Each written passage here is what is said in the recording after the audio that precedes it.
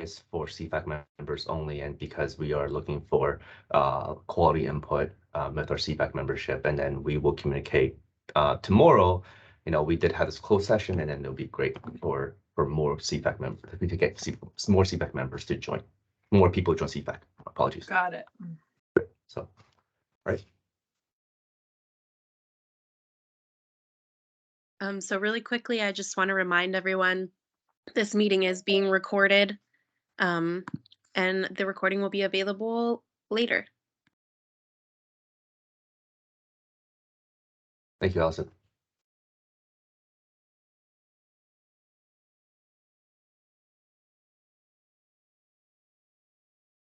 Hey, Allison, I know you're probably pretty busy going back and forth with the slides and whatnot, so I'll just start admitting people as they come in.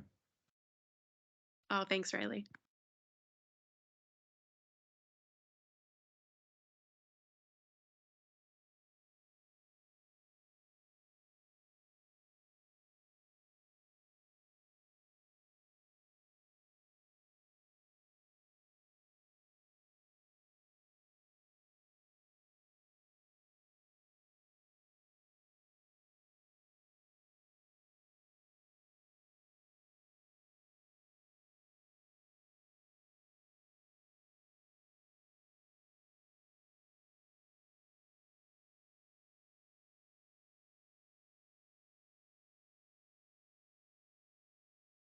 Let's get started in a minute. I know it's 9 o'clock. You probably bet many people already have like 3 meetings already, so let's wait a tad bit more and we'll get started.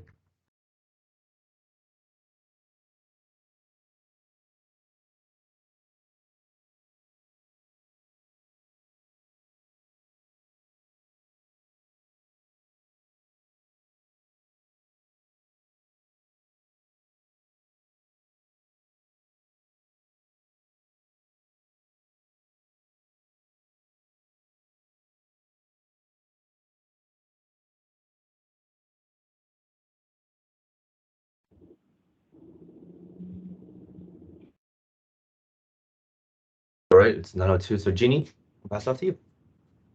Ready to kick off? Let's do it. Right. Good morning.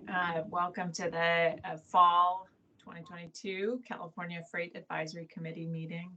I'm really glad to have you all joining us and appreciate you making the time. This meeting, as we usually do, is being held in 2 parts, so we don't sit too long in the virtual room together. We're going to do 2 hours today, and then the second half is going to be tomorrow afternoon from 2 to 4. As usual, we will be recording this meeting and we'll make it available on YouTube 2 weeks from today. You might notice that we have a little bit of a smaller group on this morning. We are doing our session today as a closed session with just CFAC members and alternates. We're going to focus our discussion this morning on the update of the California Freight Advisory, California Freight Mobility Plan, CFMP. So we want to have a focused discussion with CFAC members. We will, however, make the recording, of course, available and also report out tomorrow afternoon in the second session to share any insights that we get from our discussion today. And we're using Teams. I think this is the first time we're using Teams for this meeting. I hope you all are familiar with the Teams platform, but we did want to make it easier to be on camera, to mute and unmute more freely, so we can have a good dialogue this morning. But feel free to put in chat or contact any member of the Caltrans team if you are having technical difficulties with Teams. Also, just want to note that we had a slight change to the original agenda that was sent out. We were going to originally do our discussion in breakout groups, but instead we're going to keep the whole group together for the discussion. Since we do have a smaller group, I think we'll have a meaningful discussion in a full group. And I'll just quickly review the agenda. As I said today, our discussion is really going to be primarily focused on the CFMP. We'll start with a presentation from Jeff Morneau about the CFMP update. Remind you about our schedule and the new federal requirements that we need to meet. And then we will spend most of our time today in discussion, hearing input from you, and really hopefully doing more listening on the Caltrans side with a short break in the middle. And then tomorrow we'll report out on our discussion today to the larger group. We will have a discussion about our CFAC membership updates. We'll do our usual agency roundtable with FHWA, CTC, and CalSTA. And then we will have an item discussing the Port and Freight Infrastructure Program with CalSTA. So lots to get through in our next 2 days of meetings. Really, again, just want to thank you for your time. It's certainly a exciting and challenging time in the freight world. I know you all are super busy, lots of funding opportunities, which is terrific. Also, I know there was a lot of anxiety around the possible rail strike this last month. So glad that did not shut things down across the country. But just as always, really want to appreciate the time you spend with us, engaging in this forum, and how important this is to California and to our partnership statewide. So I think with that, I will turn it to Jeff, who's going to get us into our discussion about CFMP. Thank you, Jeannie, and good morning, everyone. Let me just pull up the PowerPoint.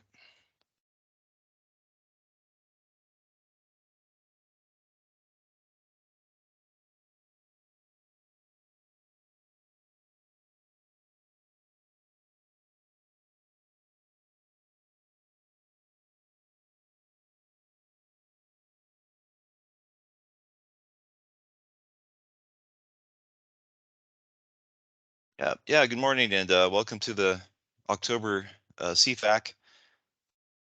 My name is Jeff Morneau, and I am the California Freight Mobility Plan Program Manager, and I work in the Office of Sustainable Freight Planning at Caltrans. And I'm going to give a quick update on the California Freight Mobility Plan 2023 update. Excuse me. So just to do a quick recap, we are updating the CFMP so that it is a federally and state compliant freight plan. It will meet both federal and state statutory requirements. It's going to build upon the CFMP 2020, which we did a few years ago. We're taking the CFMP 2020 and we are updating it so that it meets the new requirements of the Infrastructure Investment and Jobs Act. We are also updating the CFMP so that it aligns with the California Transportation Plan, the Climate Action Plan for Transportation Investments, and the State Rail Plan, and the Interregional Transportation System Plan, and all other state and federal policies. In the CFMP 2020, it addressed 10 different elements that were required by federal law, but the IIJA requires 7 new elements, and that includes discussions on military freight, freight resiliency, truck parking, and also multi-state coalitions. And we've gone over that several times. We are updating the plan so that it meets those 7 new elements, so it'll have 17 in total. We're also conducting a robust outreach effort for this update. We've conducted several interviews with freight stakeholders from the public and private sectors. We're also conducting a significant amount of outreach to communities that are disproportionately affected by freight pollution. And the way we're doing that is by reaching out to AB 617 Community Air Protection Program communities. And we're working with local air districts so that we are getting on their steering committees and we're presenting to those committees, which are usually attended by members from the community. And we ask for their input, like in terms of like how freight is affecting their communities and what kinds of improvements would they like to see. We're also going out to community events where appropriate. And also we'll be conducting an online survey soon. So all of this new engagement is meant to build upon the engagement that we already did for the CFMP 2020. Also, we have the CAPTI document has a strategy 4.6, which requires the California Freight Mobility Plan to include a list of zero emission freight projects. So the way we are going to be meeting that requirement is we're working with the CTC on the SB 671 Clean Freight Corridor Assessment. And that assessment is actually going to identify 5 different clean freight corridors throughout California and the clean infrastructure to build along those corridors. And we're going to be incorporating the findings from that assessment into the CFMP. And that's going to meet CAPTI Strategy 4.6. And finally, we're going to be including a freight investment plan. We'll be including that next summer when the CTC adopts the new TSEP program. But this time around, we will not be creating a large project list. And that's something that we've heard from our partners that they'd like to see. It's something that we might consider working on after this update is over, but due to time and resource constraints, it's just not feasible for this update. So that's kind of where we are. Here's the project schedule. We're planning on completing the draft by the end of November. And then from November 2022 through May 23rd, 2023, we're going to have a review period. It'll be going through the CTC, the CFAC, and a public review. The public review should happen in March. And that's going to be for about 3 weeks. So you'll definitely hear about that. And we plan to submit the CFMP update to FHWA by May 23rd, 2023, and then give them a 60-day review period. And if all goes well, they'll adopt the CFMP, and we'll have a compliant CFMP by July 23rd, 2023. And that way we'll never have any type of lapse in our state freight plan compliance. And then next summer, like I said, the CTC will be adopting the new TSEP Cycle 3. And so once that's adopted, we'll have to amend the plan so that include that project list as our. So that's perfectly fine. We'll just do that next summer. And like I said, we're doing a lot of outreach. Like I said, we're reaching out to several AB 617 communities and interviews. We've also reached out to our rural partners through the Rural Counties Task Force. And also we'll be conducting outreach and presenting to the Native American Advisory Committee. And that's since November, I believe. And then we'll be doing a survey, and of course, we're reaching out to the CFAC. And also coming up in November is a joint meeting between the CTC, CARB, and HCD. And our division chief, Marlon Flournoy, will be presenting at that meeting. So the question is, why are we here today? So one of the big things about the CFAC is that the CFAC provides input into the CFMP, and that's why the CFAC exists, and that's what it says in state and federal law. So we really want to get your input into the CFMP. And one thing we would really like to hear your input today is to hear your input and thoughts about the vision statement for the CFMP. And we also want to go through several goals, objectives, and key strategies. And we want to hear what your thoughts are about those things. We would definitely like to hear if there's any language within the within the vision statement, goals, objectives, and strategies that you'd like to change, remove, or place more emphasis on. Are we missing any goals or strategies, or does anything need to be taken out? This is your opportunity to provide input into the guiding vision statement, goals, objectives, and policies in the plan. And we want to have an open conversation during each slide. And we want to use Microsoft Teams, the Microsoft Teams chat box for written comments. So you can type in your comments in the chat box and we can read those out loud. Or, and at the same time, we'll be having a conversation. Just to remind you, the vision statement for the CFMP 2020 is, as the national gateway for international trade and domestic commerce, California exemplifies the most innovative, economically competitive, multimodal freight network that is efficient, reliable, modern, integrated, resilient, safe, and sustainable, where social and environmental impacts are considered equally. And these are the 7 goals from the 2020 CFMP that we're going to be reviewing today. Our plan is during the first agenda, during the first 45-minute section, we're going to talk about the vision and then the first 3 goals. So that should take about 45 minutes. And then the second workshop on the agenda, that will cover the last 4 goals, and that should take another 45 minutes. And then if there's time left, we can have an open discussion as well. So that's pretty much the agenda, or what we're doing today. Are there any questions?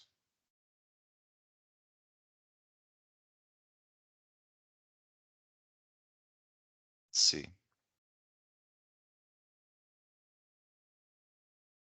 I'm not seeing any hands raised, Jeff. Okay, good. Okay, well, maybe we should just move on then.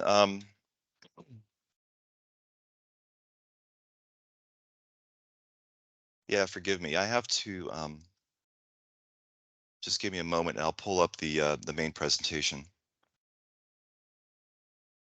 Jeff, I also have it open if you'd like me to run it, but you would have to ask me every time you want the slide moved. Let's do it that way. Yeah. Allison, could you share your PowerPoint?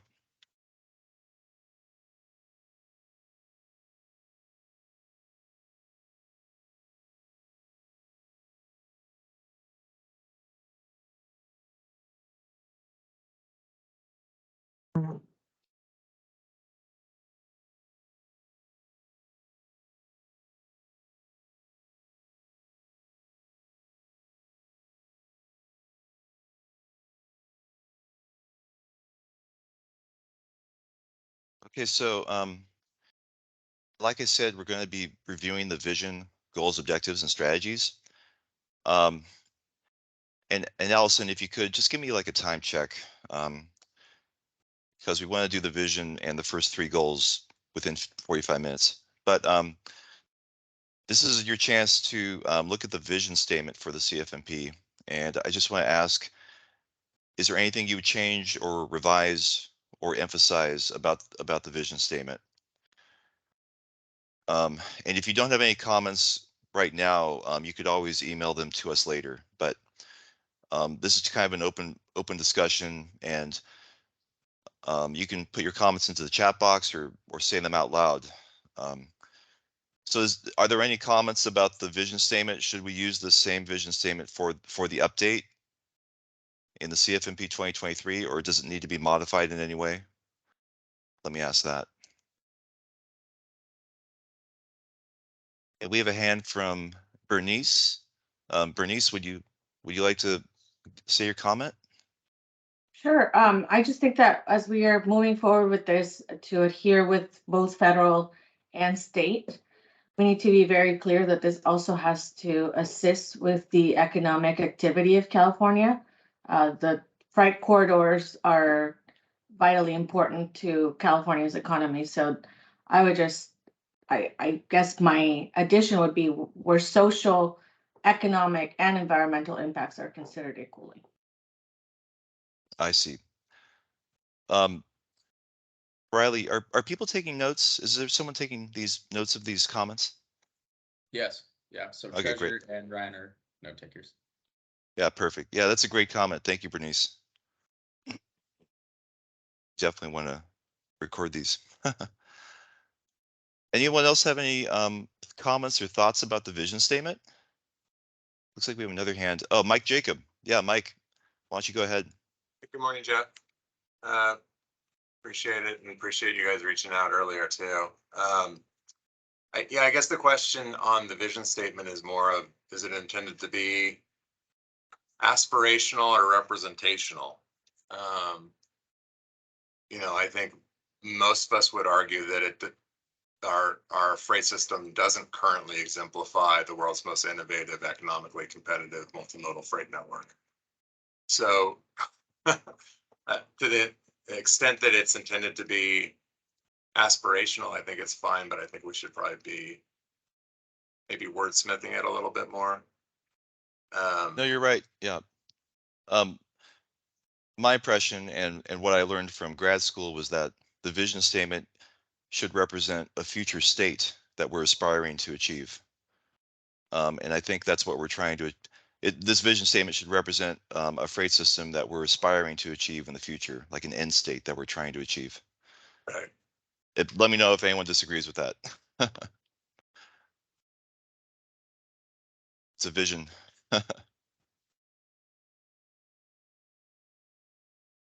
That's a great question. Yeah, thanks, Mike. Yeah. Maura, would you like to go ahead?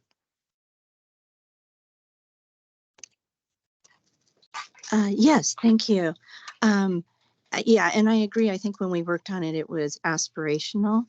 The one thing I think that is sort of alluded to, but maybe we could figure out a way to make it a little clearer, is, the sort of the social equity piece. I think, Caltrans and many of their partners have, made a big push on equity as a piece of our decision making process and our systems and our transportation networks. And I think it might be called out a little bit more explicitly in the statement, but it would be at least something to think about. Thank you. Yeah, thank you, Maura. It's a great comment.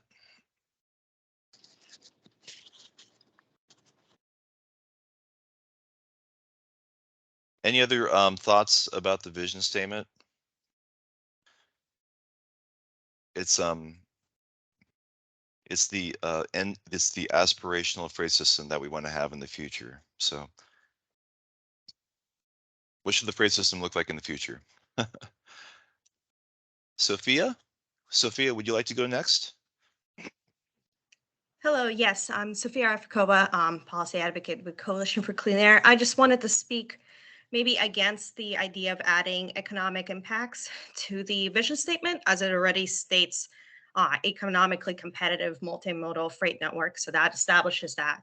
And I want to make sure that the CFMP, addresses both community and environmental impacts, make sure that there's no harm there. So just wanted to briefly speak up on that. Very good.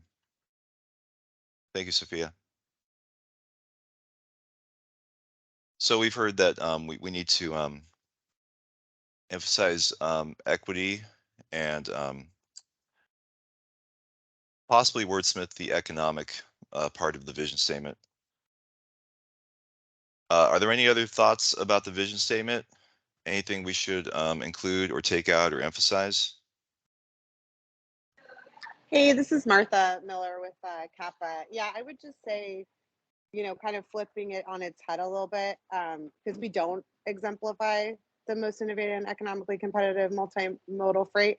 So maybe we want to talk about the fact that, we want to have that be the goal, but since we don't now, I think what we're working towards embodying all the things in the second portion of the statement so that we can get to the front. But I agree with Mike. It's nuanced, I realize, but we just want to continue to make sure that we work hard to get to these goals and don't give ourselves credit for something that we haven't achieved quite yet. Right. Well, when we go into the goals, objectives, and strategies, that's where we get into the like the actual strategies that'll help us meet this vision. And we'll be going over those as a group as well. Well, any more thoughts about the vision statement? If not, I'll move on. There's a lot to go over. I guess just adding should would kind of address some of it. California should exemplify the world's most innovative. That would make it a aspirational and goal-oriented vision statement. Okay.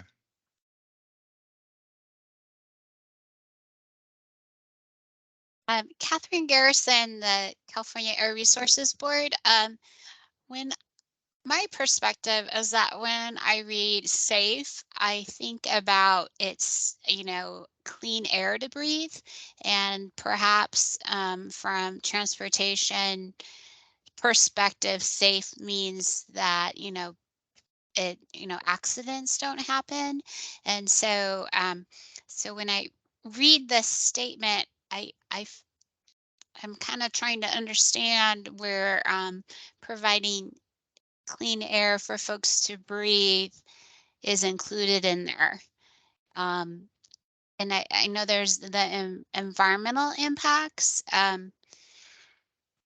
is in there, but yeah, I just was hoping it was a little bit more of a punch on that. Sustainability is also about reducing those environmental impacts. That's a thought from me on that. So do you think there should be more emphasis on the environmental impacts from freight, and how our vision would be a freight system that mitigates or reduces environmental impacts as much as possible? We should have some more language about that, do you think, Catherine? Well, I do, but let's tease that out, Jeffrey. So it says the world's most innovative, economically competitive, multimodal freight network that is efficient, reliable, modern, integrated, resilient, safe, and sustainable, where socially and environmental impacts are considered equally. I kind of feel like it's kind of like an afterthought on the social and environmental impacts. Yeah.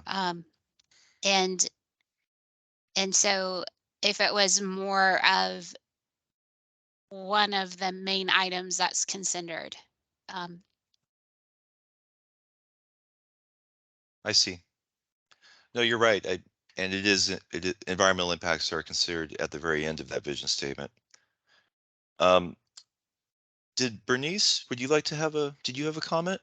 Yeah, I just want to kind of redirect the conversation, and maybe like you said, maybe we can get to the goals and tactics, but I kind of want to remind everybody that the Department of Transportation, Caltrans, the Freight Advisory Committee is intended to update the freight corridors. I'm really happy to see a lot of environmental advocates on here and the Air Resources Board, because their job is to clean the air, to emphasize clean air and those restrictions. But part of the reason why we've been having trouble with getting federal funding is because we're emphasizing more on areas that are not necessarily what the jobs and the Biden administration wishes to see. So there is I'm sorry, I didn't introduce myself. I don't think. I'm Bernice Krieger. Bernice Jimenez Krieger. I'm the Director of Government and Public Affairs with the California Trucking Association. So I do have to disclose that. So I am looking at this as we are working with CARB right now, currently on the Advanced Clean Fleet Rule. There's a lot already being done to be sure that we are having the most innovative and clean and safe from the disadvantaged communities perspective point of view, not from the accidents, although that is a very important part of our mission statement. Safety is our priority. But just want to remind everybody that other states that have received funding emphasize heavily on how to increase the freight corridors for the economic well-being of not only the state, but the nation. So I think there's other opportunities in other agencies and other areas to hit the environmental component a little bit heavier. But I would just remind everybody that in the past, lack of funding has happened from not being able to emphasize the economic vitality of our plans. Okay. And economic support and vitality are things that we go over in some of the goals. There's a whole goal devoted to economic competitiveness. Allison, did you? Oh, thank you, Bernice. Allison, did you have a comment? Oh, I just want to thank everyone for the wonderful discussion. This is so awesome and so helpful. And I also just kind of wanted to respond to Catherine and say, we hear what you're saying. I think as an organization, when we think of safety, we tend to really focus on crashes and traffic data. And I think what you're saying is that clean air is a part of safety. And that's such an awesome perspective. So thank you for that. I do think it's time that we move on to the specific strategies in the plan. Yeah, I agree. Let's move on to the first goal. And thank you everyone for your comments. So the first goal is multimodal mobility.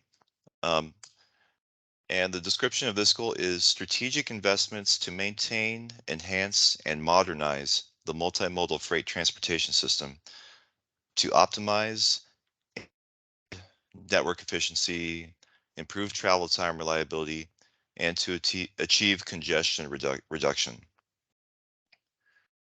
Does anyone have any comments about this goal?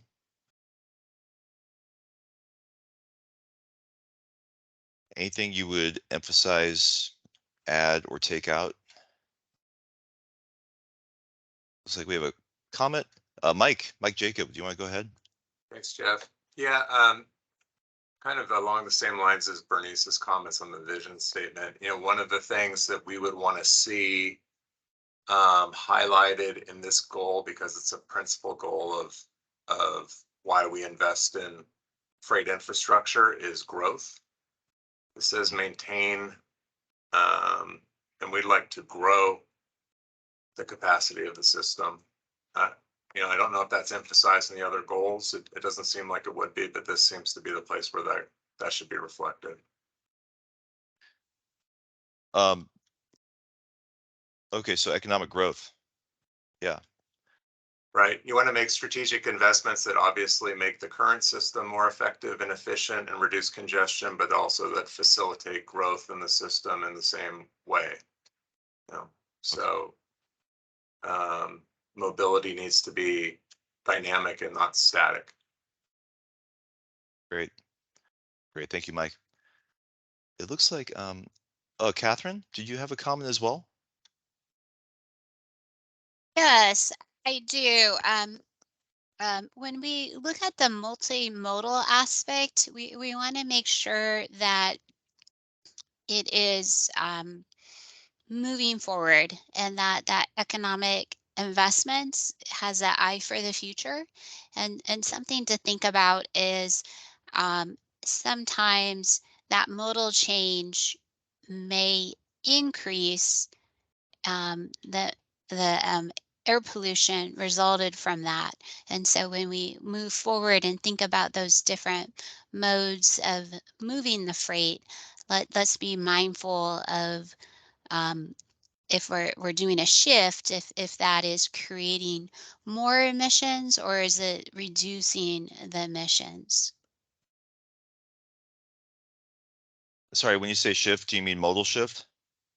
Yes, Okay. modal shift. Okay, thank you. Yeah, thanks, Catherine. Martha, would you like to go next? Yeah, and I'm so glad for Catherine's comments, because I think it really just kind of reiterates the point that efficiency is going to be the key, right, to sustainability and to reaching our environmental goals. So that economic, understanding. I mean, I think if we've learned anything from the congestion that we've experienced, due to the pandemic, it's that we can really set ourselves back if we're not focused on efficiency and the inevitable economic growth that's taking place. If we're not focusing on that first and foremost and making the right investments, then the environmental and sustainability goals will just you know, they'll come second. And I don't think anyone, you know, wants that to be the goal. So I really appreciate the comments about, you know, the focus on efficiency and economic growth and making sure that that, you know, supports the environmental goals, because that's so key. So this goal, you know, as far as network efficiency, improving travel times and congestion reduction will really be key to us meeting our environmental goals. And to Mike's point, making sure that we are planning for the economic growth that inevitably is going to happen, because when, you know, when COVID hit and folks were focused so much on, you know, getting things through, you know, through the system and by mail, et cetera, and delivery, et cetera, you know, the system, because it had been underinvested for so long, was pushed to the brake. And so we want to make sure that we avoid that for the future. Great, thank you. Jeannie, did you have a comment? Thank you, Jeff. I just want to get in the queue whenever is a good time. On this one, just looking at the language, I think we might want to work a little bit on the congestion reduction part at the end. Just thinking about our, you know, focus on SB 743, VMT reduction. We're kind of moving away from a focus on congestion reduction, since congestion is really a sign of a very dynamic and economically vibrant system, and more on, you know, what is the true goal? Increasing throughput of goods, increasing goods movement. So maybe just we want to, you know, congestion management, or I'm not sure exactly what the wording is that we want to put in there, but can actually reducing or eliminating congestion is an impossible task, but we want to manage it more efficiently and put the goal really on throughput and movement of goods. So I think that just needs a little bit of reworking. Thanks. Yeah, that's a great comment. Thank you. Yeah, we may need to do some wordsmithing there.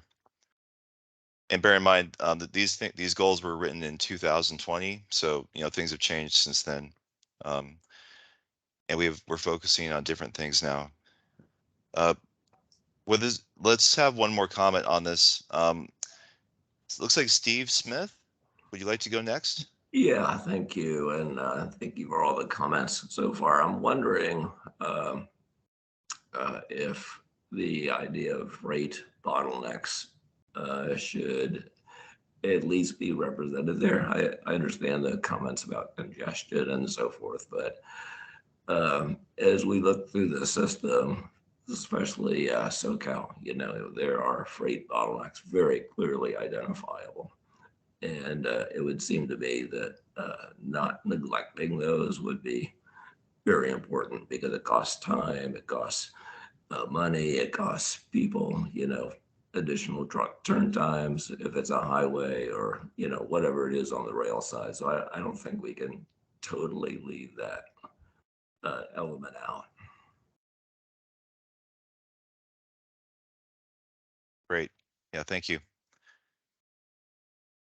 All right. Yeah, thank you, Steve. And let's move on to the next slide. So, and I'm kind of thinking about the time, because we don't have very much time, but we might go through these quickly. So I want to go through some of the objectives and strategies. The first one is identify causes and solutions to freight bottlenecks. Our strategy is to create a multimodal freight bottleneck list for priority corridors. And we want to, the strategy is to eliminate bottlenecks along California's key multimodal trade corridors. This strategy would begin with a quantitative identification of bottlenecks along each corridor, regardless of mode. Additionally, the analysis would identify interconnected bottlenecks, which should be treated as one large bottleneck needing a solution. Along each facility, bottlenecks could be prioritized based on factors such as congestion, reliability, and safety. So this goes into the bottleneck discussion. Are there any comments or concerns about this strategy?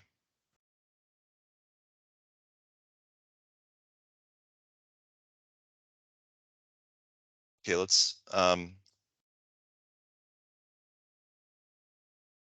I don't see any comments. So, oh, Steve, did you want to go ahead? I really was not looking ahead when I made my comment, right?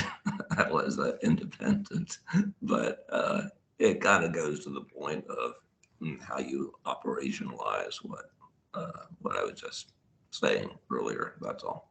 Exactly right. These strategies are meant to operationalize the goals, or to help meet the goals. Okay, well, if you have any comments also, you can put it in the chat box, but let's move on to the next one. See, identify causes and solutions to freight bottlenecks. And then, so this is another bottleneck discussion. Conducting alternatives analysis, determine if highway build-out is the best solution. And so this strategy kind of says we should consider mode shift to another type of mode if another type of mode is feasible to move freight. So, Bernice, go ahead. Yeah, as we're moving away from goals and just getting towards the objectives, I also want to be sure that California, as you pointed out on the vision statement, is the, one of the leading economies, not only in the nation, but the world. And that's in big part because of the different agricultural businesses, as well as the other businesses that take place in California. What I have seen in other states is highlighting the amount, so the monetary amount that's transported through the various corridors to kind of monetize the impact of increasing smart capacity and the economic vitality of the state. So that needs to be part of this as well. So I don't know if you folks have done a study just to kind of show the amount of gross domestic product that goes through the different freight corridors in California, or even just the different figures as far as dollar amounts that having congestion causes. We're happy to assist with that. I know that we have, for example, provided Caltrans and others the amount of freight, what would you call it? The amount of money that is lost, the revenue lost from just having congestion over Donner Pass when there's winter conditions and they put our freight at odds. So that needs to be part of this as well, just to kind of identify not only causes, solutions, but also just as we do this, not only from the environmental quality, but also on the revenue loss of not having smart capacities. No, that's a great comment. And that might be something that's appropriate for the economic competitiveness goal that we'll go over later. But thank you. Mike Jacob, did you have a comment? Jeff, yeah, I think that the bottleneck reduction measures are really important and really support the first one. This one seems to potentially have the opportunity to confuse some issues. When we're dealing with addressing freight bottlenecks, again, we're trying to reduce congestion on the existing system. And that's for the benefit of everybody. That's to the benefit of freight. It's to the benefit of the environment. It's to the benefit of regular motorists and users of the system. Reduction of idling and hours wasted. And to Bernice's point about, you can quantify those economic impacts.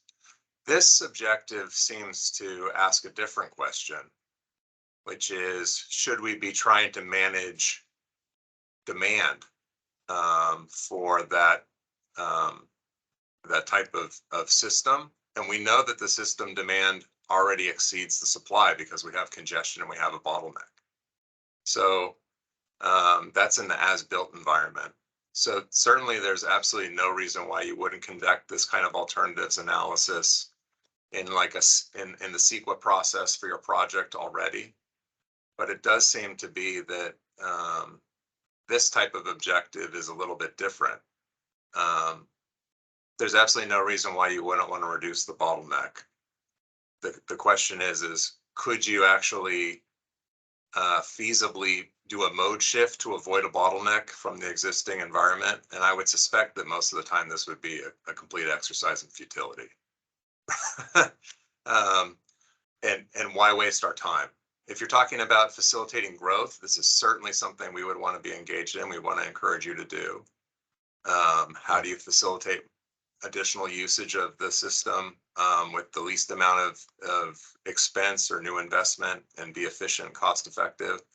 But if your question is in the context of bottlenecks, should you be looking at alternatives to a highway project? No, you're improving the existing as-built environment when you're reducing bottlenecks.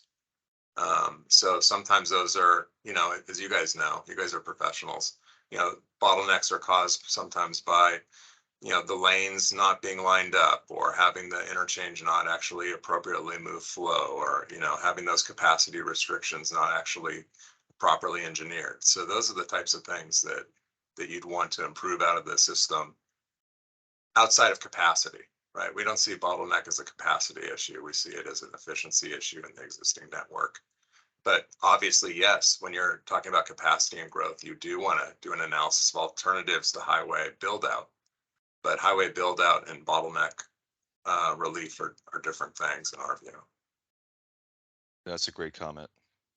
Yeah, thank you very much. Sophia, did you have a comment? Yes, yeah. Well, I wanted to comment and actually say thank you for including the idea of considering alternatives to highway projects, because as we know, you know, as we adding more lanes, it doesn't always reduce congestion and improve, you know, reduce traffic. So thank you for considering other alternatives such as, yeah, such as mode shift. And as we want to make sure that, you know, trucks don't delay, don't cause additional, you know, emissions and smog pollution as they travel. So yeah, I just wanted to highlight that we want to consider alternatives to highway projects expansion. Awesome. Thank you, Sophia. Okay, let's move on to the next slide. Those are a lot of great comments. So, so the next objective is to invest strategically to optimize system performance. And the strategy would be to identify the most congested freight corridors and facilities and prioritize for improvement. Anyone have any thoughts about this one?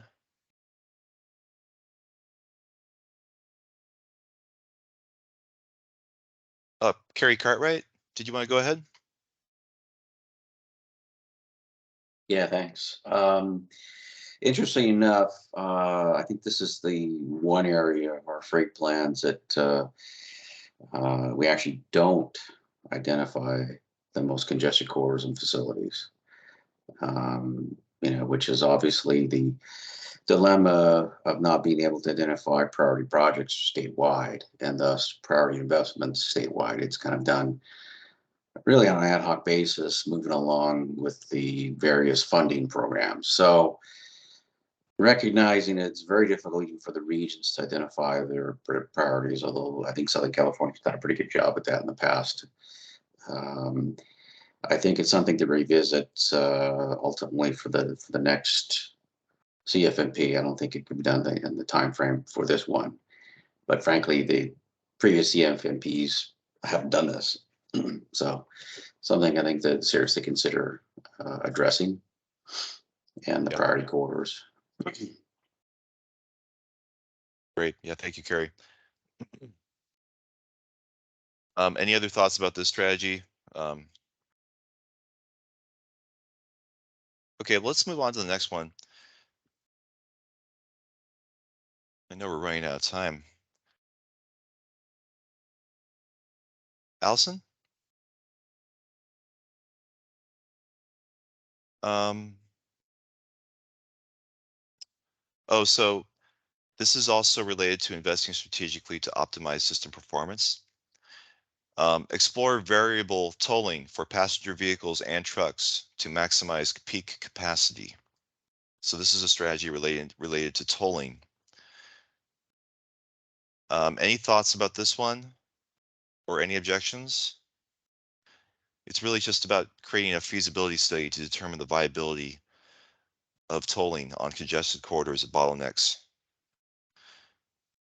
Carrie, did you want to go ahead? Yeah, just very briefly, I think that we should include some language in here about in coordination with MPOs and RTPAs, because at least here in LA County, LA Metro has taken a lead for addressing pricing on our freeways, and actually not Caltrans District 7. I'm not saying I disagree, agree with that, but it's a significant issue. It's a political issue, and in fact, the tolling study that is moving forward with LA Metro right now is not looking at tolling trucks. It's actually not even looking at freight quarters for the time being. So this is, I think, a very delicate matter that I think you need to add that language in there, because it's not just something you could blanket across the state in various areas. And in fact, we argue down here, and it was actually analyzed in detail in the 710 quarter EIRAS for 15 years, that tolling really doesn't help given the nature of the movements on the system, because for various reasons. One is a lot of the movements are not that long distance within our region. They're on and off the freeway, serving all the logistics facilities, billions of square feet. So it's not really effective. It's a little more effective in other environments that really have longer distance truck movements. So I think some additional language is needed on here. Excellent. Yeah, and that might be something we talk about in the body of the plan as well. So thank you, Carrie.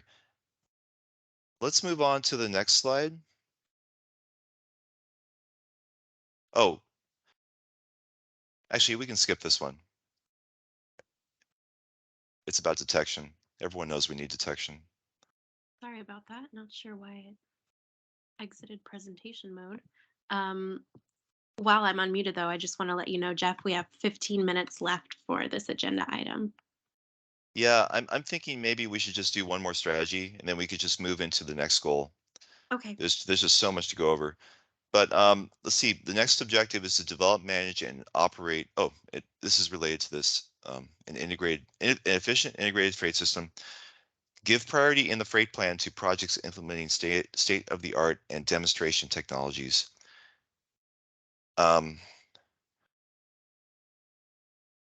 So I think we can all agree on this one.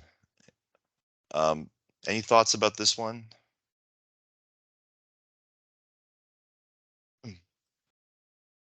Well, let's. I'm gonna again say that we need to give priority to freight projects that improve or increase economic vitality of California. Yeah. Great, thanks, Bernice. Okay, well, Allison, do you mind going to the next goal? Oh, there we go. Great.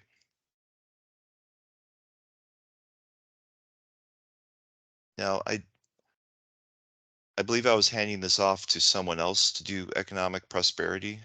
That's me. Thank you, Jeff. Great, thanks, Kelly. So, Kelly Egan's going to take over for this one. Yes.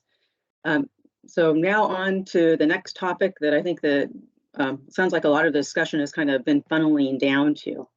So we'll discuss the goal number 2, economic prosperity, grow the economic competitiveness of California's sector through increased system efficiency, productivity, and workforce preparation. So my first question I want to ask is, what are the strengths of this goal?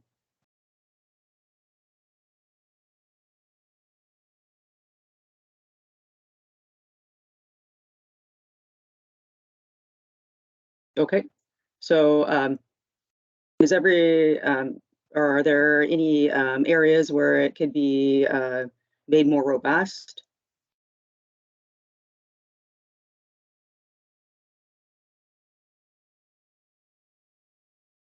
Is everybody okay with the way it is written?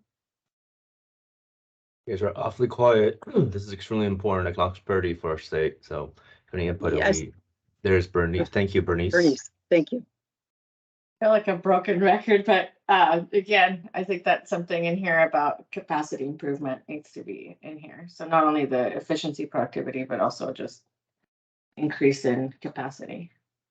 And if we want to make it competitive, or if we want to address or look at it from the environmental part of it, I would call it smart capacity improvement, just to ensure that that's a little bit more encapsulating.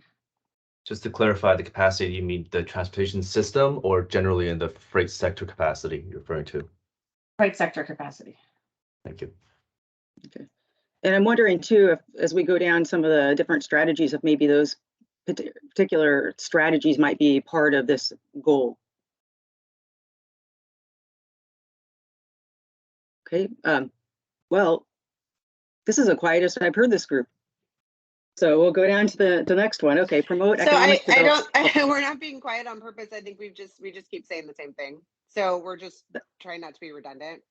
You know, I think we've Okay. talked about the fact that efficiency leads to, you know, and economic growth. Mike talked at length about it in the previous, you know, statement about how we have to make sure that the system, you know, can handle the increased economic growth that is eminently happening right now as we speak, right? And we got to make sure Yeah. that, you know, we're focused on efficiency and workforce, you know, development, and making sure that all of these things have equal weight. So there's a huge focus on environment, you know, there's a huge focus on, you know, some equity and some of those other things. Economic growth and efficiency has to have the same weight as those other two pillars, or else we're not going to reach any of our goals. So that's Yeah. just going to be our overarching comments continuously as every slide comes up. Well, yeah, and I Thank would you. suspect that the economic vitality, you know, is directly tied to the environment, because people are in the environment and the economy is an environment that we live in. Correct. Thank Okay. you, Martha. Okay, so promote economic development by investing in freight infrastructure projects and operational improvements. Reduce transportation costs by eliminating bottlenecks and reoccurring delay, making operational improvements and accelerating rapid incident response on priority freight corridors.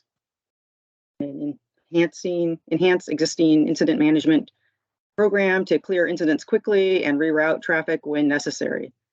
These tactics should be employed with new operational AATM improvements detailed in the strategy MMC 3C. So are there, and actually, can I ask a clarifying point, Jeff? Yes. Will this group, I mean, this is just kind of going through the first time. There'll be other opportunities to add perhaps different strategies and make comments, maybe not necessarily at this meeting, but later on. Yeah, definitely. There's going to be multiple Okay. points where the CFAC can provide input. Okay. I'm thinking, I think we sent out chapter 6A to the CFAC membership so they could look at that, and you could provide comments to us if you'd like to. And also in the future, when we go through our review process, the CFAC will have an opportunity to review all of these and review them again. Okay, so if everybody is okay, Jeff, yes. we haven't sent out 6A yet. We will be sending it out after this meeting. Okay, good. Thanks. Thank you, Allison. If everybody is okay, we can move on to the next objective. Okay, promote economic development by investing in freight and, can you move one more, please, Allison? Oh. Okay. Increase workforce availability and training. And I believe there's in the IJA legislation, there's a whole new sections on that, which are really exciting.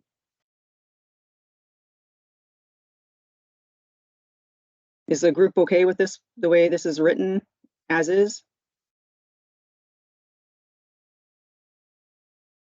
Okay, can you please move to the next one, Allison? Thank you so much. So for those who are newer to the CFAC membership, you're probably an alternate or just newer to the CFAC role. So all these, as Jeff and Kellyanne mentioned, these are the objectives from the prior CFMP 2020. And so while things have changed and is looking for your input, it's extremely valuable. And again, with what Kelly mentioned, with the federal authorization, there are significant newer programs that support some of these objectives. So again, we value all your input and comments you may have. And please do note that, you know, again, there's opportunity to provide new objectives if you see fit for your organization. I see Teresa. Yes, hi, Teresa Downgo with Port of Long Beach. Just going back to the previous slide, I wanted to suggest an edit where we don't necessarily just focus on higher education, but just partner with the educational system as a whole. I think we want to reach down to different levels of education as far as addressing Vocational. workforce goals. Excellent point. Absolutely excellent point. Thank you.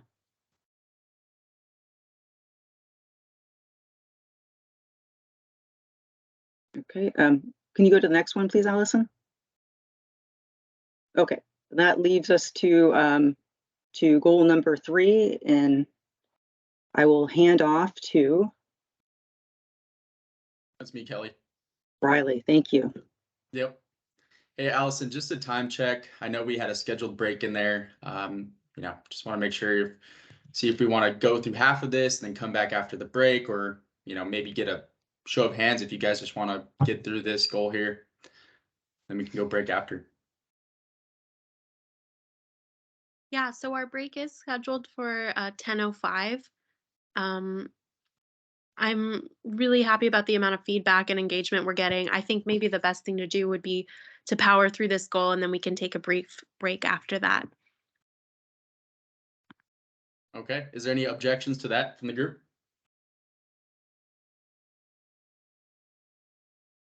Kenny? Hey, no, I don't have an objection to that. This is Kenneth Cow with MTC. I think I might have missed a slide. Can we just go back one?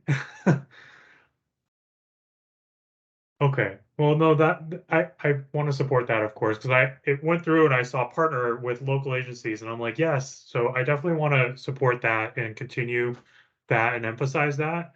And also, for this one, there were a lot of other discussion about kind of undertaking new studies and developing new items. It would be helpful also to, I mean, if not in the plan update, elsewhere, to give us a status of those, plans of like, oh yes, we started outreach on this, or oh, we're in the development process of that. So I think that would also be helpful, and as a part of this update effort. So thanks for taking my comment. Well, and Kenneth, on this particular one, we are adding a section specific to agriculture in the CFNP, and it'll be a pretty general one. However, we're going to use the research that we've conducted since that time to actually, right after the CFNP is completed, to do a fuller agricultural study that will involve, the regions, locals, and including the different agricultural industries. At this point, I've reached out to several of the different industries like the dairy, the cow-calf operations, the Cattlemen's Association, and whatnot, to get an overview of what's going on in the state and linking that to the transportation system. So absolutely, thank you. Add to that a little bit. Thanks, Kelly. No, we understand the challenges that the ag industry has experienced throughout the COVID crisis, and so we are, and as part of the, again, significantly 2020 was only 2 years ago, but there has a lot of change, and so in the CFNP update, we'll be highlighting some of the challenges that industries experienced through COVID, and of course, the ag is a significant component of what we do in California. So, excuse me, Kenny, yeah, we will update CFAC as we're developing more work in this space. But we're getting a lot of information, quality information from our outreach right now.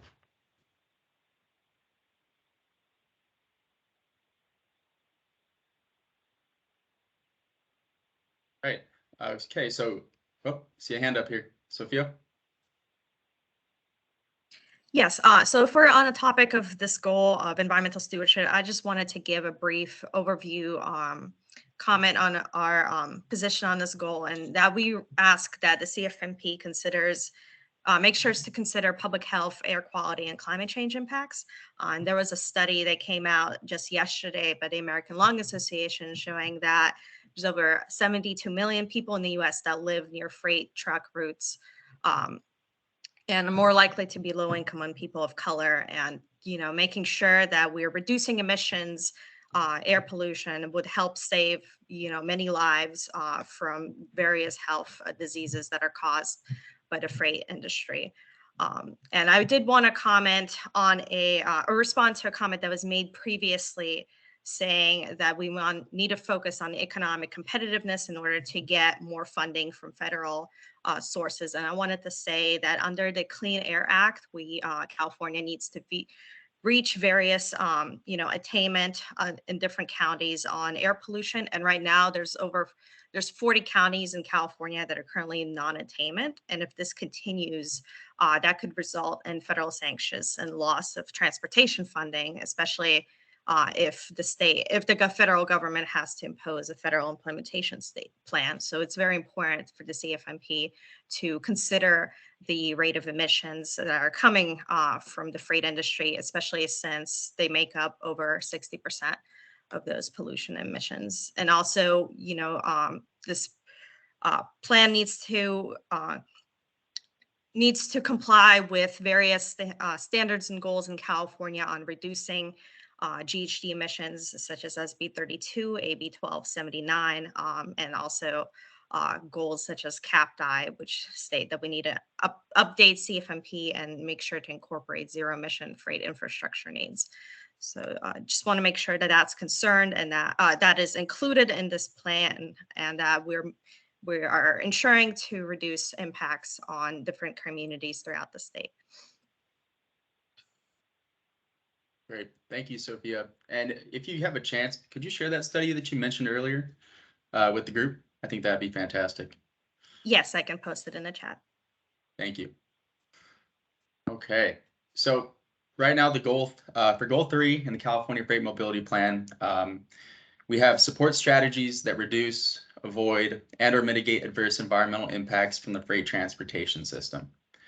So what, if anything, would you like to add, change, or place more emphasis on regarding this goal?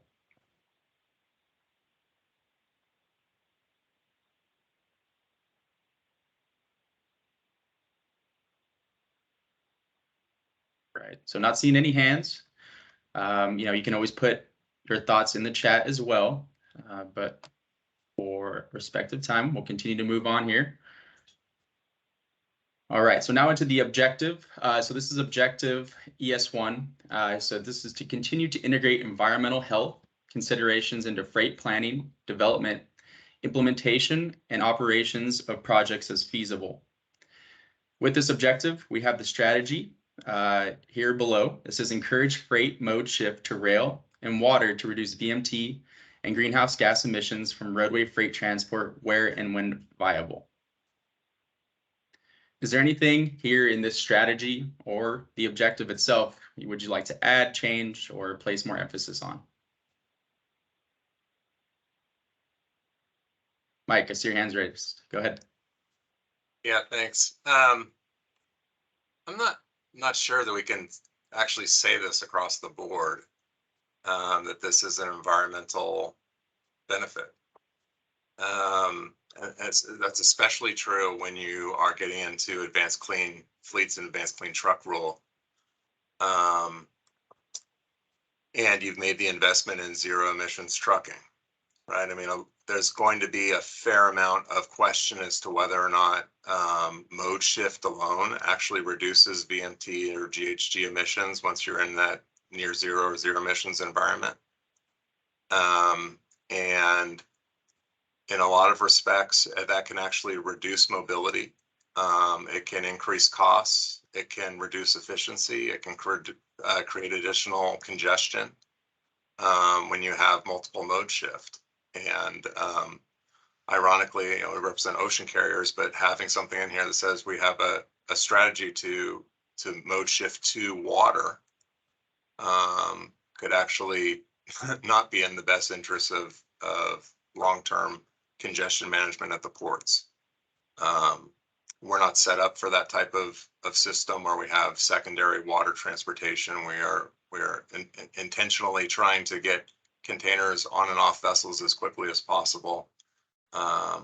As everyone's seen over the last 2 years, we have capacity constraints with respect to how many different times we can touch a box and how long it sits on our marine terminal. And if it doesn't move quickly, then that results in additional vessel congestion. So I don't know if this is, I know where it's coming from, but I don't think this is really all that well thought out. Mode shift in and of itself is not an environmental benefit. So, you know, maybe we can keep talking about that. I mean, we want to invest in more projects that create additional rail capacity, right? When you're looking at that first bullet. And there might be environmental benefits associated with that. But that in and of itself isn't necessarily an environmental benefit. So maybe we can work on how we do this, because we want to facilitate all these two bullets here and additional investment in intermodal facilities. We definitely want to do that. And it might have environmental benefits, but I don't know if the mode shift in and of itself is an environmental strategy. Yeah, great. Thank you, Mike. Something that we'll have to take back and take an extra look at, see how we can, rework this one bit. All right, I see another hand from Sophia. Hi, yes. Yeah, I just wanted to briefly comment that this strategy will only work if we are switching to using the cleanest locomotives. Because if we're using old and dirty locomotives, that can make the emissions worse than they currently are. So I just wanted to make sure that we're considering that. Great point. Thank you. Okay, so moving on. Next slide, please. All right, so we're still on the same objective here. However, this is a different strategy. So this is a strategy that to identify the needs and gaps of the agricultural goods movement system to improve the safe and efficient movement of agricultural goods to, from, and through California. So here we would like to partner with local and regional agencies in the development of local and regional goods movement plans and studies.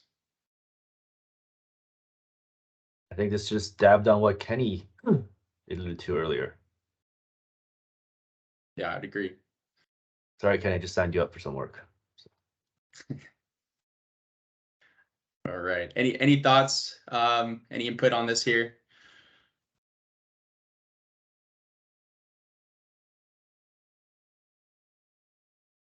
Okay. Well, hearing none so far, let's go ahead and move on to the next one.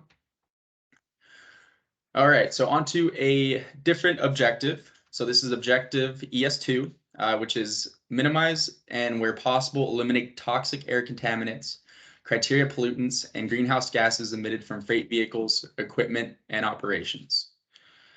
So the strategy here is to standardize medium and heavy duty vehicle and equipment charging standards and protocols. And if you read further into it below, we say here, promote standardized near zero and zero emission technologies that promotes operator and public safety and avoids costs and confusion associated with having numerous charging standards. So are there any thoughts here? You know, what if anything that we would like to add, place more emphasis on, or change as part of this objective and or strategy? All right, so we have a hand here from Sophia. Go ahead. Thank you. I just wanted to ask, is hydrogen considered in the strategy? It Very is. good question. It's zero emission, correct. Yeah, as it reads, you know, we're not specifically, calling out electric or any other type. I think we would like to stay agnostic as to, the type of zero emissions technologies that the market is deciding to choose. So. Okay, thank you. Just wanted to make Yep. sure it was added.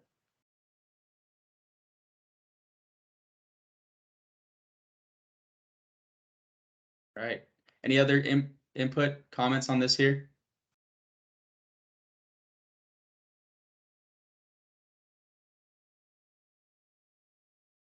Okay. On to the next, please. All right. So with the same objective here, but we have a different strategy. The strategy is to decarbonize the commercial freight fleet.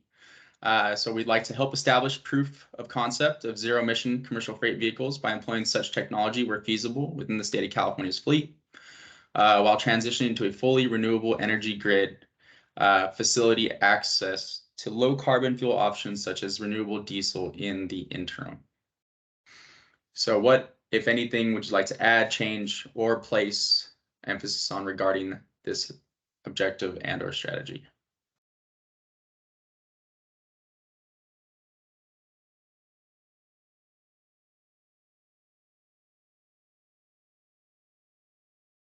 It's kind of quiet out there. I can think of a few things off the top of my head, but I want to see if you guys are interested in maybe adding a few other things here.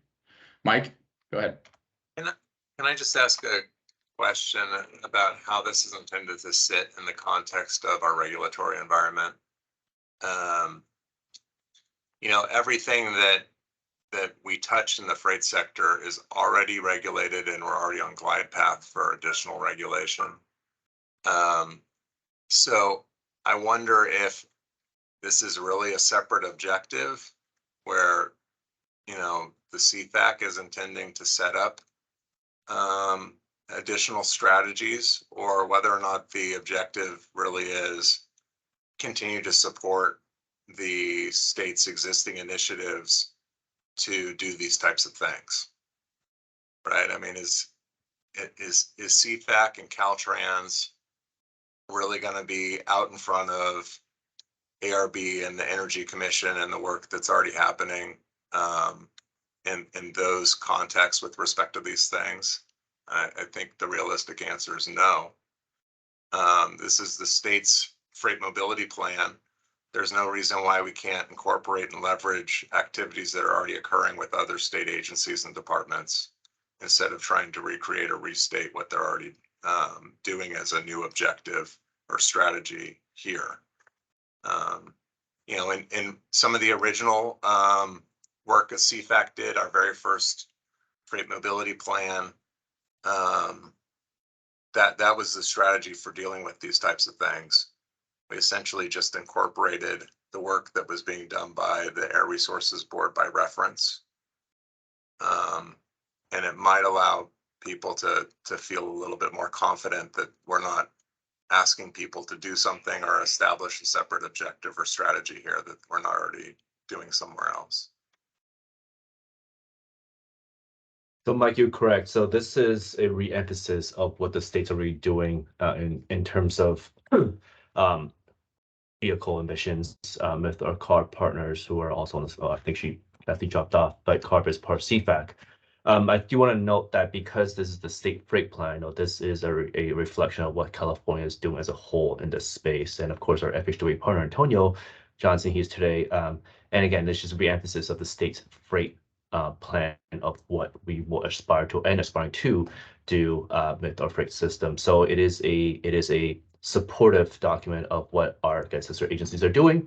And I do not imagine that this is, and of course, CFAC's input, how, if we need to strengthen this more, we are welcome to. But my point is that, this is a re-emphasis of the state's objectives in the space. Thank you. Okay, we got a few more hands here. Bernice, I believe you're next. Go ahead. Thanks. I was just gonna piggyback on what Mike said, but also and I'm sorry, Mr. Kwan Yatman emphasized, we are looking at this as the advisory committee meeting to not only access state funds, but this plan is also has requirements to access federal highway funds, right, under the federal highway bill. And it is, the environmental component is one of the 7 or so criteria for accessing or qualifying for these funds. It is not the only one. However, to emphasize what Mike was saying and to kind of be the devil's advocate on this, I guess changing this objective from fully decarbonization to reducing, or language that reads, minimizing emissions, closer to the first, the ES1 objective would be better, because again, DOT and agencies that deal with transportation should not get into the business of ARBs. Our objective, this plan's objective should not be to decarbonize fully. That's ARB, that's other agencies. This should be to improve the systems.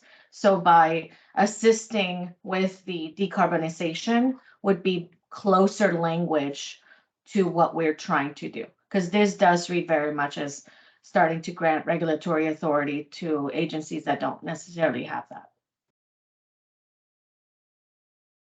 Thanks, Bernice.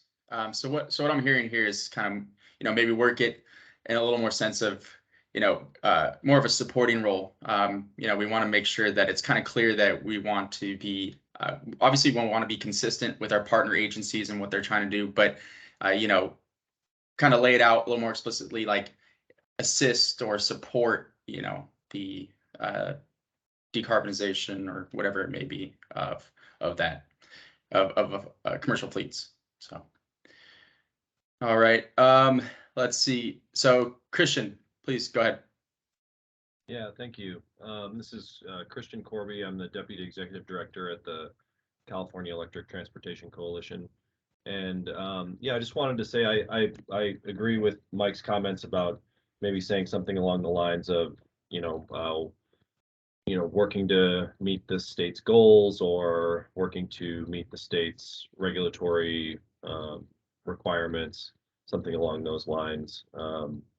And I think just for like this first bullet, I really like the proof of concept piece. I think I might recommend taking out where feasible, just because I think it's that's sort of implied, but and I wouldn't want to think that we're not going to do it where it's not feasible. It's just going to be, it might take more time or it might be a little harder to do.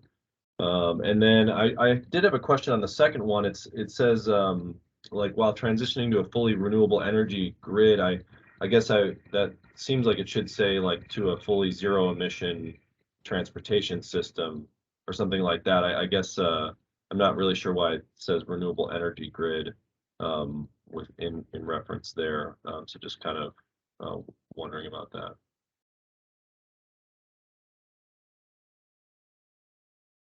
Thanks, Christian. Appreciate that. Great feedback. I don't know if I don't have the answer there. When this goal or the strategy was made, that was something that was probably decided on back then. But yeah, I mean, unless you have a thought on why it says renewable energy grid. I want to say it's again, 2020 was 2019 actually when in the process of doing this, or 2018. That's a long time ago for this type of technology, and so I think we're a little more short-footed now. A lot of things we're doing in this space. So so Christian, thank you for that comment. We will revise accordingly. Again, a lot has changed since 2018, 2019. Awesome. So Allison, I see you have your hand up.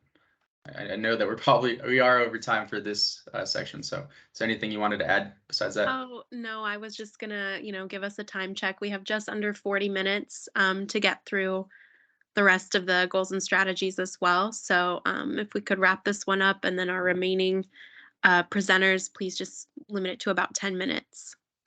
Okay.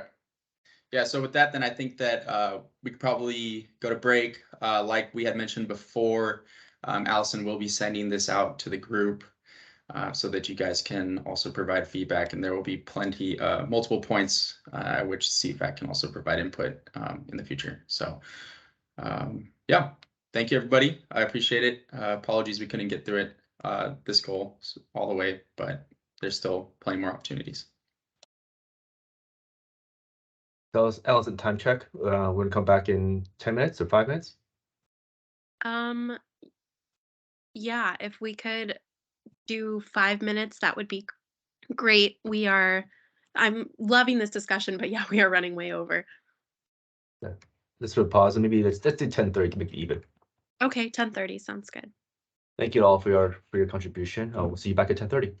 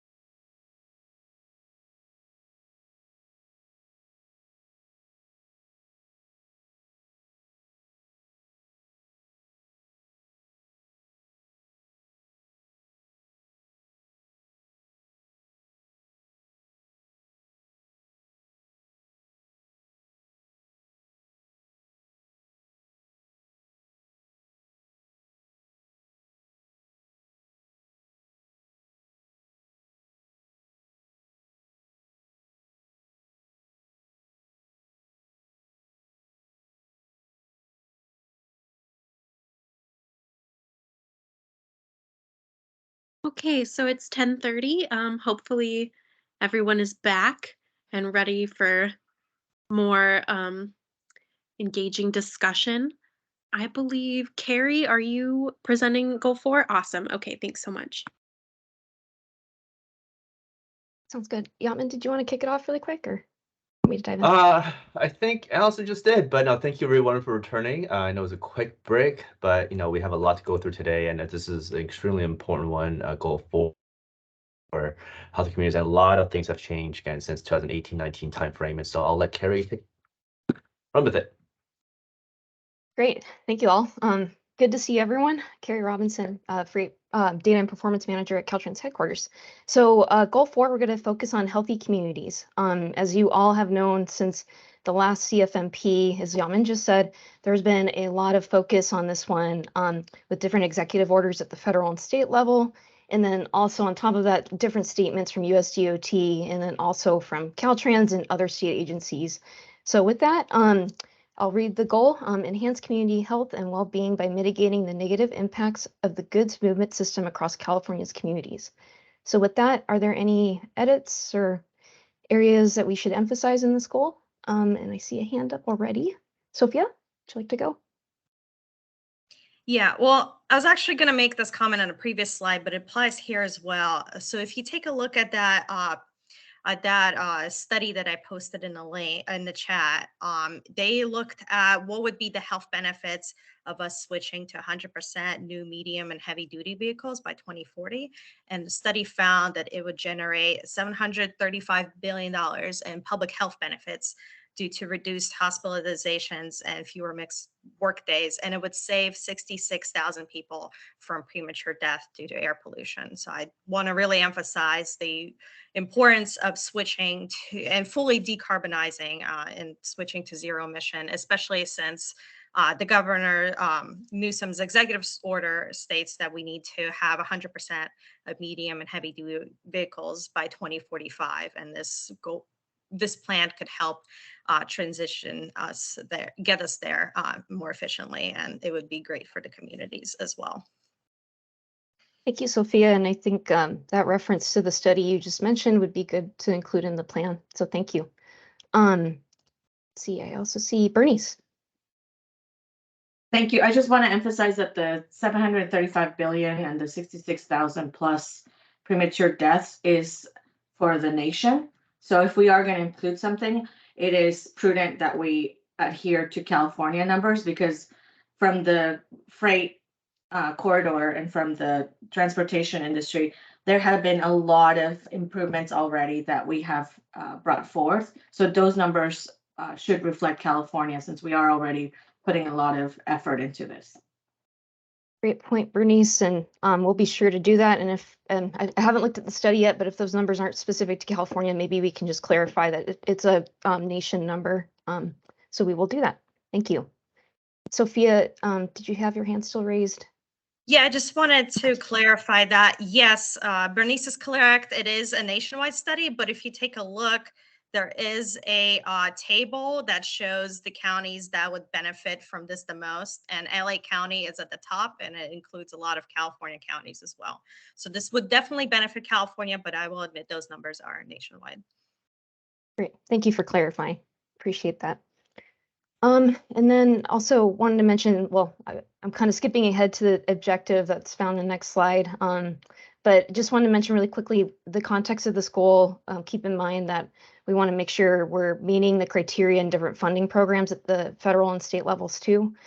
So again, keep that in context. If there's anything here we should be changing. So. All right, if not, we can go to the next slide, please, Allison. Thank you.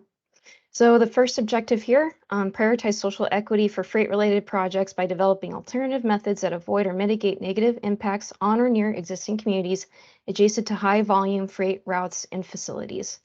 So the first strategy for this is implement projects in freight corridors that are specifically targeted to avoiding, reducing, or mitigating freight impacts on the environment and communities. And I won't read all of those bullets down there, but any comments on this one? Again, I just mentioned it, but please keep in mind the different funding programs that are out there that we're trying to go for our different projects, and making sure that we're aligning with that criteria.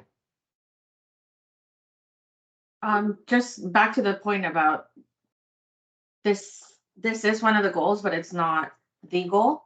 So I would, and again, just to give you guys a background, I'm looking at this from the public affairs language perspective. Not that I'm against any of these goals, but prioritizing is a action word that is not present in the other objectives. So either we prioritize all of them or we don't prioritize one over the other. So emphasizing social equity, increasing projects that create social equity would be better suited for this type of study or for this. Great point, Bernice, and good point too for making sure we're making all the objectives kind of relate to each other. So excellent point. We'll consider that. Mike.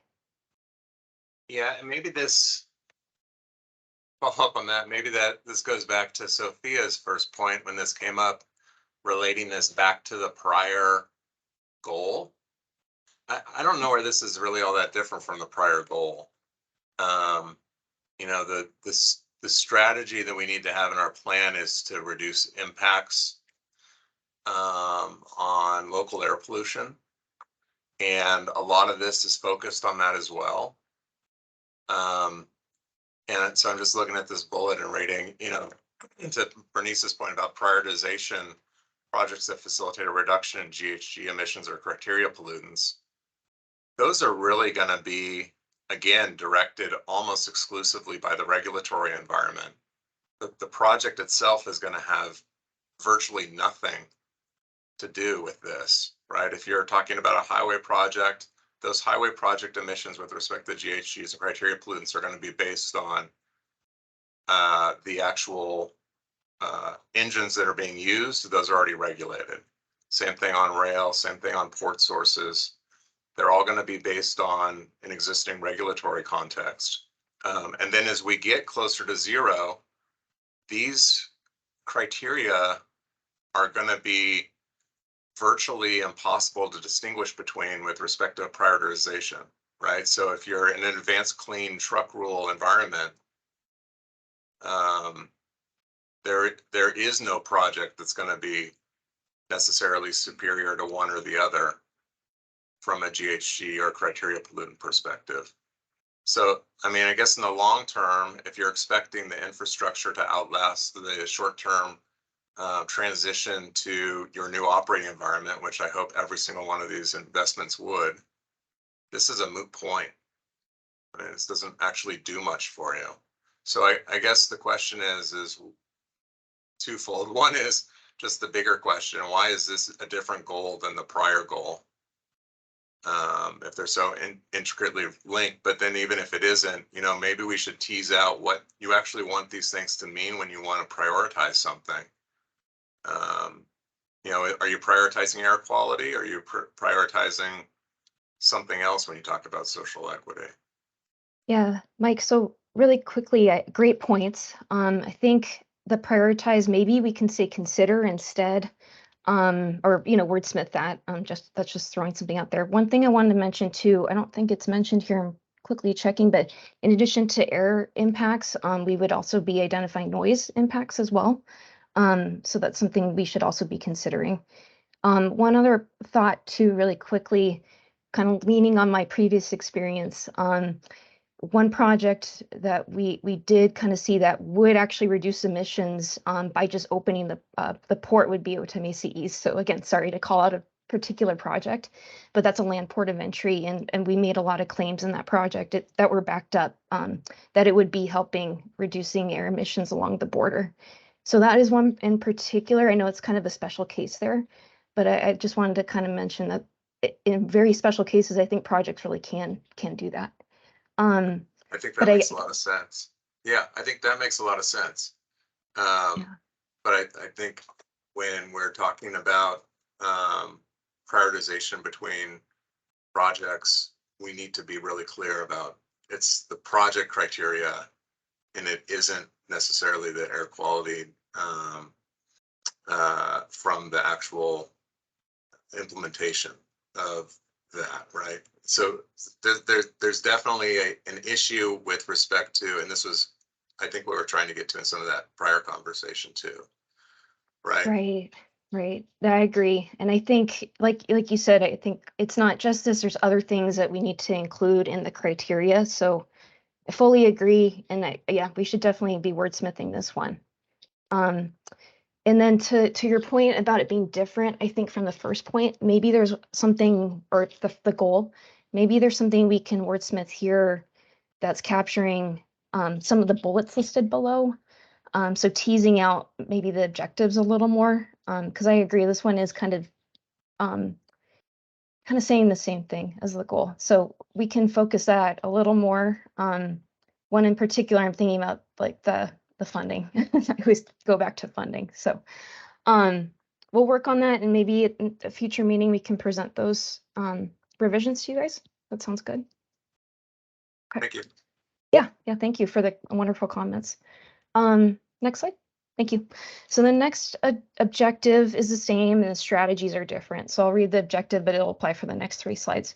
Conduct meaningful outreach and coordination efforts with other agencies focused on environmental justice communities disproportionately burdened by the freight transportation system in urban areas and rural areas by identifying and documenting their needs. So this first strategy is partner with MPOs, tribal organizations, and community groups to identify conveniently located and accessible public facility venues and relevant times for hosting engaging public workshops.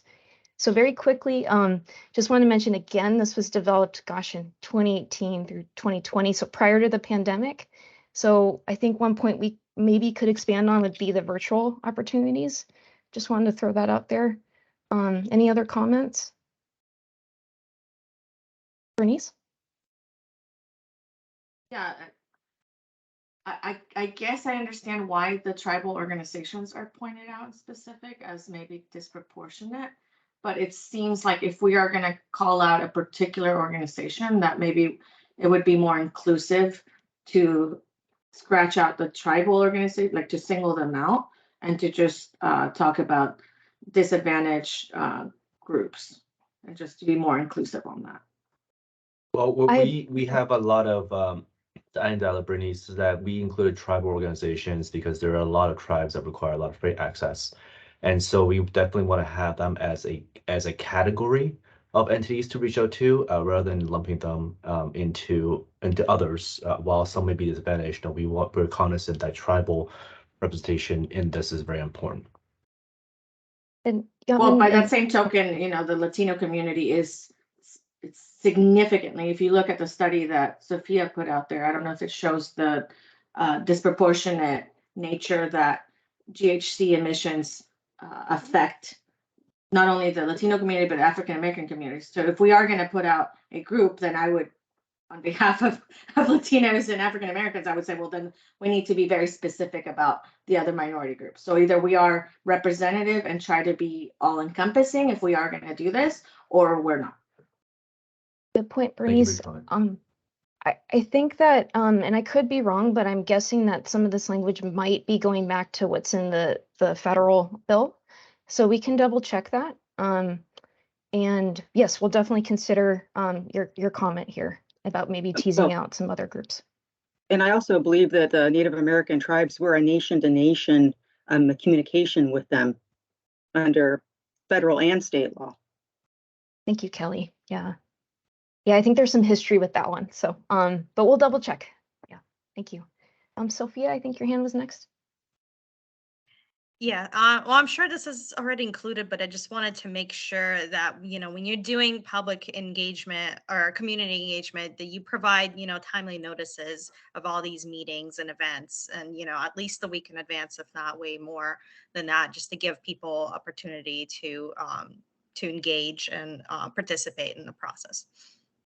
Great point. Yes, we will do that. And I think we should maybe mention something here too about that. Thanks, Sophia. Andrea. I think then, sorry. And I apologize, because if it is part of that, then maybe rewarding it instead of tribal organizations, because technically going to a casino would be considered outreach under this, but you're not necessarily going to where the people are. So maybe just partner with metropolitan planning agencies, tribal leaderships. I like that. Something that represents the people that you're actually going to be meeting with. Yeah, that's a good edit. I like that. Thanks, Bernice. Andrea? Yes, thanks. Andrea Hoff from Sandag. This may be captured in a different objective dealing with outreach, but I believe we should also consider outreach to the trucking industry, many of whom belong to disadvantaged communities. So just remembering the other side of the stakeholders. Yes, thank you, Andrea. I think the third slide kind of touches on that, but I think it's worth teasing out here too. Great point. Sophia, I see your hand still up. Did you have another comment? No, my apologies. Okay. No worries. All right, any other comments on this one? All right, next slide, Allison, please. Thank you. All right, strategy HC2B, establish development standards to avoid and mitigate environmental and social impacts on freight communities. So I know that bullet's a little long underneath there. One thing that I noticed when reading this, I think I personally would add also, in addition to state agencies, local agencies too. So that's one edit I saw. But then there's different organizations listed there, and we were talking about developing a freight land use design guide. And I mentioned local agencies because I think it's worth having cities and NPOs there too. Any other comments on that or any edits? All right, if not, we can move to the next slide. Thanks, Allison. All right, last one. Leverage partnerships to strengthen the outreach process. So with this one, I know the team's done an excellent job of doing outreach to our AB 617 communities statewide. So just wanted to give them a kudos on doing that, and we will be continuing to do that.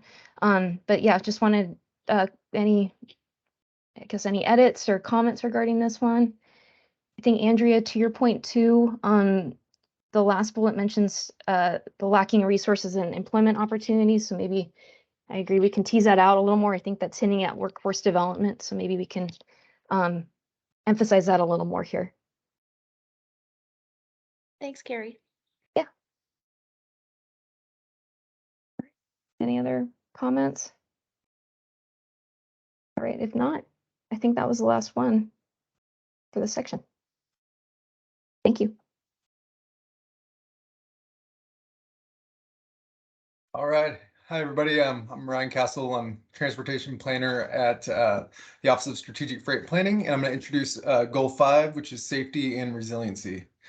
So what we have here is reduce freight-related deaths and injuries and improve system resilience by addressing infrastructure vulnerabilities associated with security threats, effects of climate change impacts, and natural disasters. So does anyone have any thoughts on this goal, how it's written? Anything look like it's missing from this?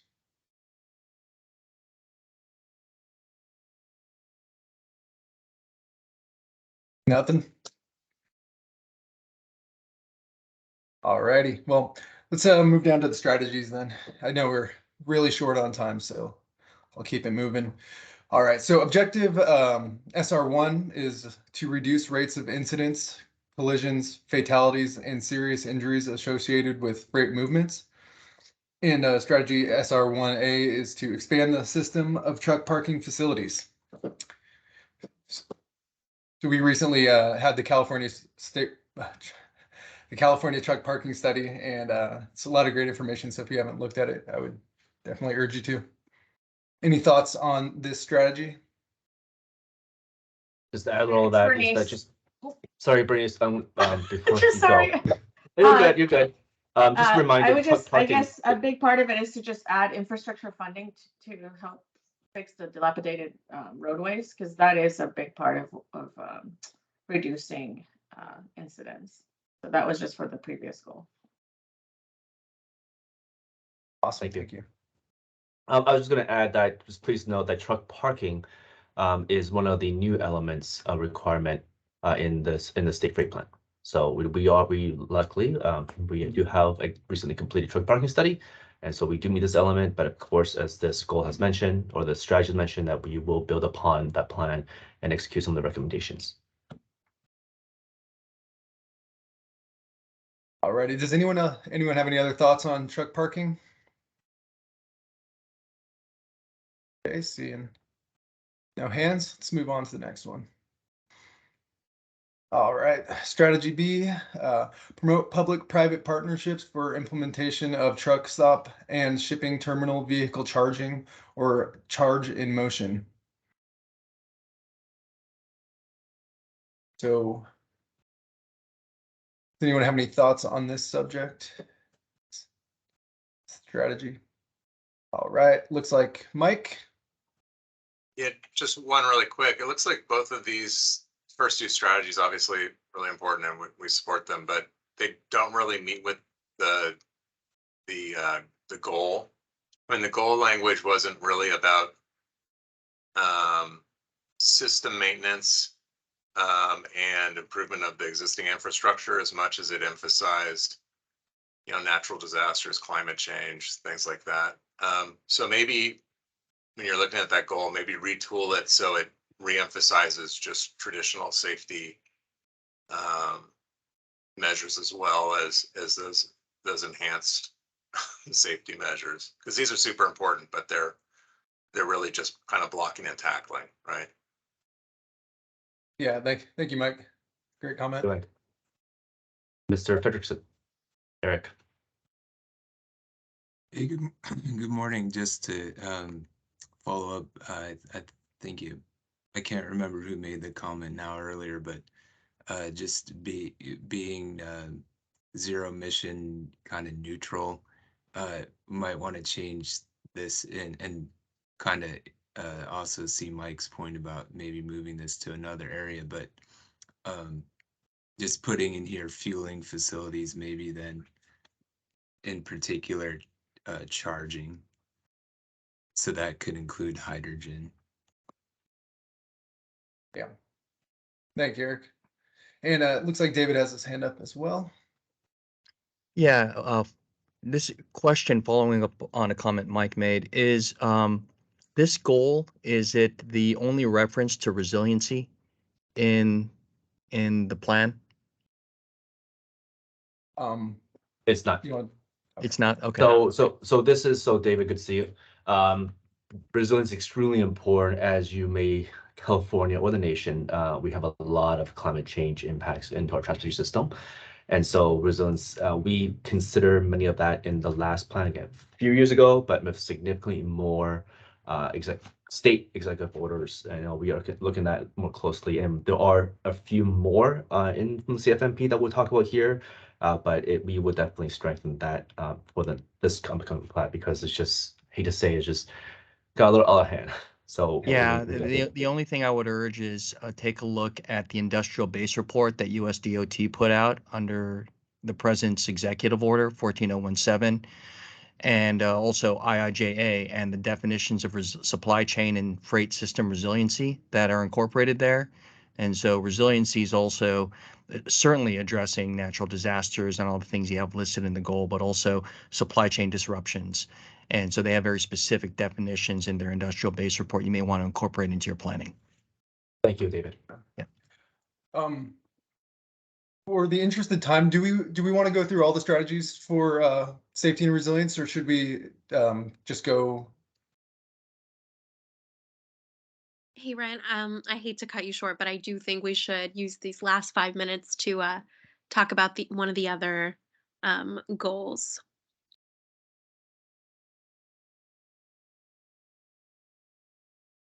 Thank you, everybody.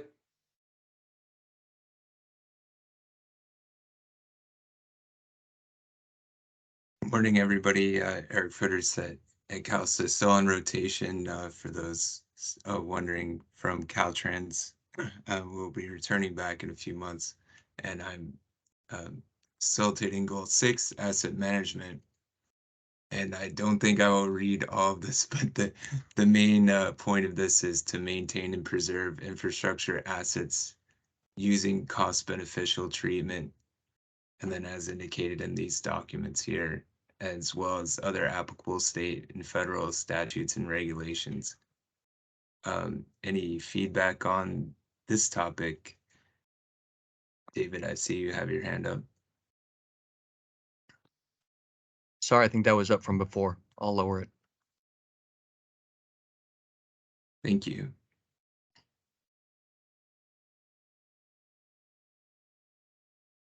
Any other feedback? I would just add, I know Matt Davis from the Port of Oakland's not here, but he made a great comment. It's something else I've been working on with them. I would say we might want to not list some of these other things in here that because they're maybe a little more specific to highways. Because thinking about infrastructure assets, there's certainly a lot at our ports, railroads, rail yards, and things like that. So probably just to be a little bit more inclusive with those assets, to figure out how we could maybe change some of that to be more inclusive.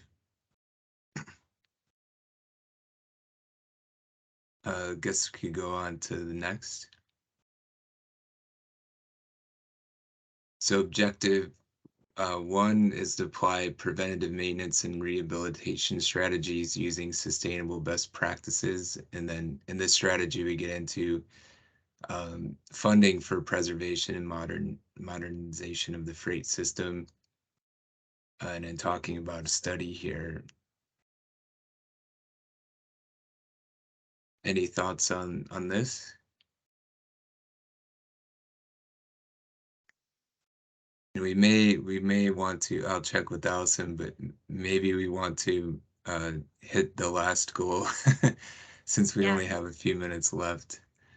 Yeah, thank but you. you all can look at the strategies there in the asset management. And so I'll turn it over to, now I forget who's last. Is it Treasurer?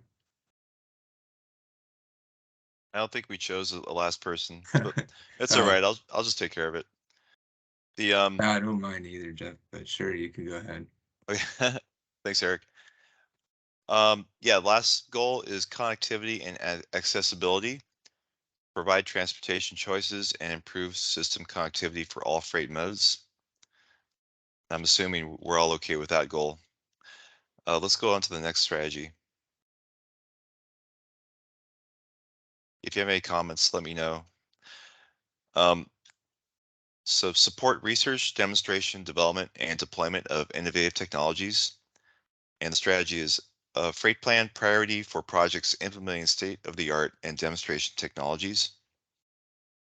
Increase the focus on prioritizing pilot and demonstration projects to help mitigate the impacts of freight travel on California residents.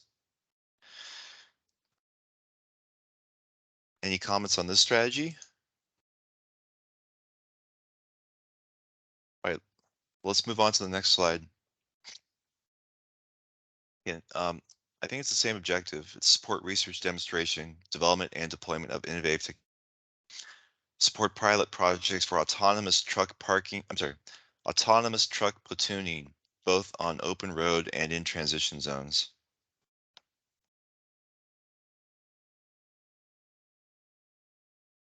And then let's go to the next slide. Coordinate with local and regional partners on freight facilities, sidings, design, and operations. And then the strategy is freight transportation, transportation planning, and land use planning coordination. And I mean, looking at this, I don't think anyone's going to object to coordination. So let's go on to the next one. And then utilize inland port facility, short haul, rail shuttle, and inland seaports to lessen impacts on nearby communities. And the strategy is to develop a competitive metric identifying the cost of transporting goods grown or manufactured in California to a common destination versus peer regions and states. And then create a goods movement competitiveness metric identifying a single product and comparing the transportation costs of the product from California to its most common destinations with those of competing states.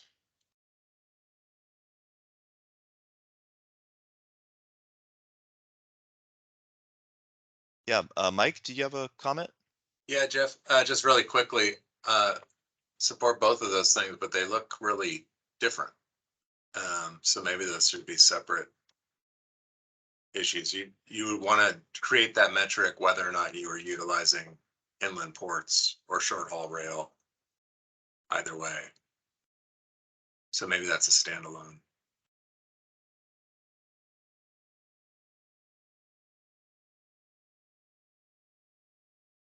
Yeah, I think this objective or this strategy needs some work. I mean, I have to read this a few times. Yeah, that's a good thing. I mean, we'd support it. I just don't know if you'd want to limit it just to the question of short haul rail. Yeah, thank you, Mike. David, did you have a comment? Yeah, I just wanted to build on, maybe separating them out, or it's just upside down, the way this is structured. Because an inland port facility should be the answer to a question of how to make specific sector competitive, whether it's import or export. And so starting with a competitive metric and maybe linking this, for example, to the agricultural assessment that you're going to make, I think in another part of the plan, that will lead you to the utility of an inland port, for example. So definitely think an inland port is valuable, but it should be the result of trying to satisfy some specific supply chain or economic development need. Absolutely. Thank you.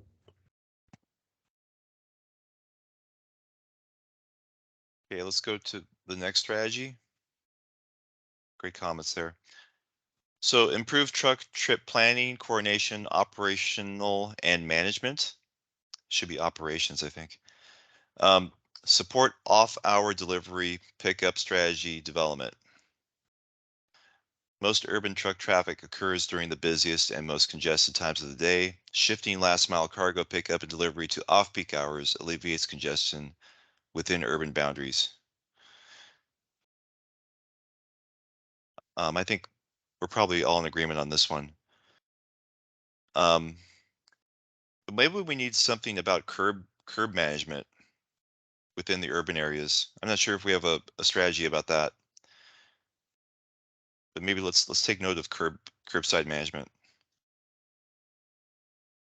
Let's go to the next strategy. Oh, good. Oh, sorry, Bernice, did you have a comment? Back to the last slide, I want to kind of digest these. And again, this is the work meeting, right? So this is the opportunity to just oversee some of the issues that maybe were not brought up. And I apologize, this is my first one, so I will be more engaged going forward. But again, if you can go back to the last slide, when you're looking at the delivery of off-peak hours, you have to account that a lot of warehouses are not open during off-peak hours. And you also have to account for hours of service as far as our truckers and being able to be on the road for long periods of time. So this may not be as manageable or as easy as it might be to just switch to off-peak. So it warrants a further discussion on it.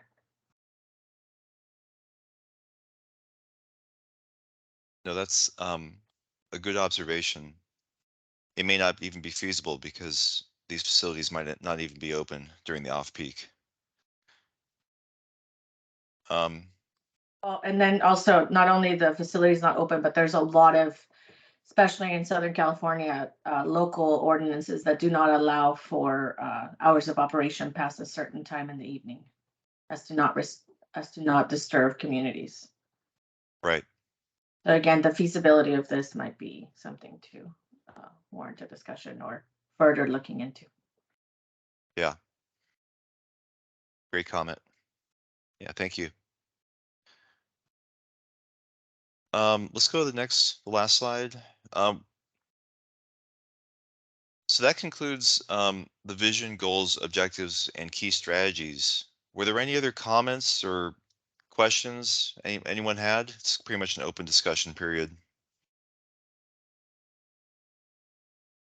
I will just reiterate what we've been saying all along is that these goals need to be equal in prioritization. I think that some of the ones dealing with safety as far as just the charging stations maybe should be moved to the healthy community components of it. And reducing incidents could be expanded out. We have a goal for healthy communities, another one for environmental stewardship, which seem to overlap quite a bit, and a lot of objectives under those. But as far as the last two, which is the asset management, the connectivity, even the reduction of incidents, we are not putting as much emphasis on it. So again, we need to be mindful of prioritizing a lot of these goals and having equal time and sensitivities to each of them. Great, thank you. Mike, did you have a comment as well? Yeah, Jeff, just to say thank you to you and the crew for doing this. I mean, we've gone through multiple CFMP updates on CFAC, and you know, there's lots of different ways to handle this, and I think doing it in a relatively you know, short and compact way, the way you guys are doing this, is a really good way to kind of introduce and tee it up.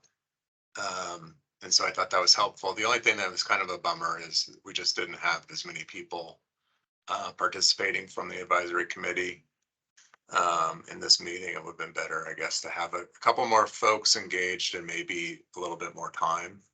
Yeah. And but I think this is a productive way to address these topics. You know, we've done it in the past where we've had tabletop exercises and we've had everyone in a big room and you have facilitators and you're doing breakout sessions and all that stuff. And, you know, that can be helpful in some respects, but because we've already gone through this process so many times and we have a baseline, I think this was helpful. So thank you. Yeah, thanks. Thank you, Mike.